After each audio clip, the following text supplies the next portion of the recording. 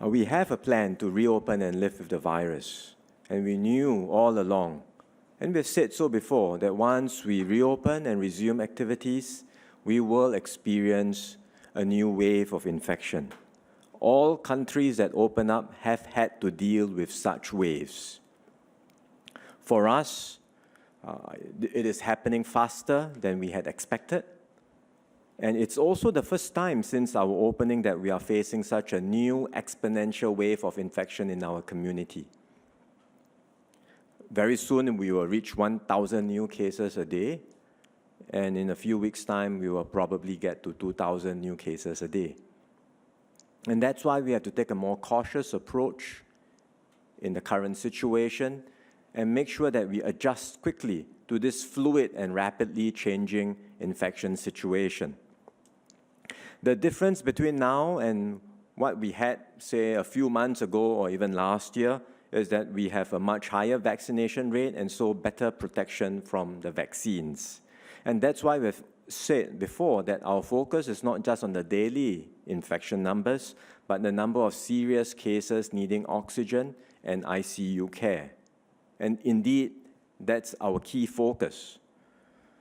Our ICU numbers are still low now, as you heard just now, but we must not be complacent and assume this will automatically remain so over the coming weeks, because severe illness typically comes 2 weeks or more after one catches the virus. So we have to monitor the situation closely and also see and learn from the experiences in other countries. There are countries that are highly vaccinated, which have gone through a wave of infection, and they have kept their hospital system intact and avoided high death toll in their society. On the other hand, there are also countries with a highly vaccinated rate experiencing a wave of infection, and despite their best preparations, they have seen these cases, infection cases, follow through to more people needing oxygen and ICUs. The hospital systems get overwhelmed, and eventually they see more people succumbing to the disease. Take Israel as an example. It's a highly vaccinated population. It's now going through a wave of infection. Cases have gone up sharply, and the ICU cases have also risen. And over the past week, they have seen an average of 25 deaths a day.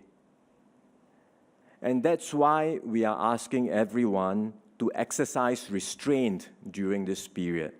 Scale back your non-essential social activities, get tested regularly, and let's all do our part to try and slow down the spread of the virus. I should add that throughout this pandemic, our actions have been guided by data and evidence and based on the advice of our medical and scientific experts. And the collective view of the MTF and our experts is this. First, we do not think there is a need to return to the heightened alert and circuit breaker at this juncture. As I said on Monday, these are last resort measures and we should not rule them out entirely. In the event that we see the risk of our hospital system being overwhelmed, we may have to introduce them. But at this point, we do not see a need to return to the heightened alert or to the circuit breaker. Second, we also do not think it would be prudent to press ahead with any opening measures during this period, especially when we are in the midst of an exponential rise in infection cases. In fact, that would be a reckless thing to do under current circumstances. So thirdly, our position is we believe it is more prudent to take a pause now, do our best to slow down the spread where we can, and then monitor closely what happens to our ICU situation over the next 2 to 4 weeks. And meanwhile, we continue to take several important measures. First, as you heard just now, adjusting our healthcare protocols to cope with the surge in cases, to ensure we have sufficient capacity in our hospitals to take care of all the serious cases that may emerge in the coming days and weeks. Second, for all of us to do our part to exercise restraint and moderation and scale back on our non-essential social activities, especially for our seniors and for those who are living with seniors. Third, step up regular widespread testing with distributed test kits to every household. We are in the midst of distributing them, and we will be starting that process for employers as well. So let's all get into the habit of being tested regularly.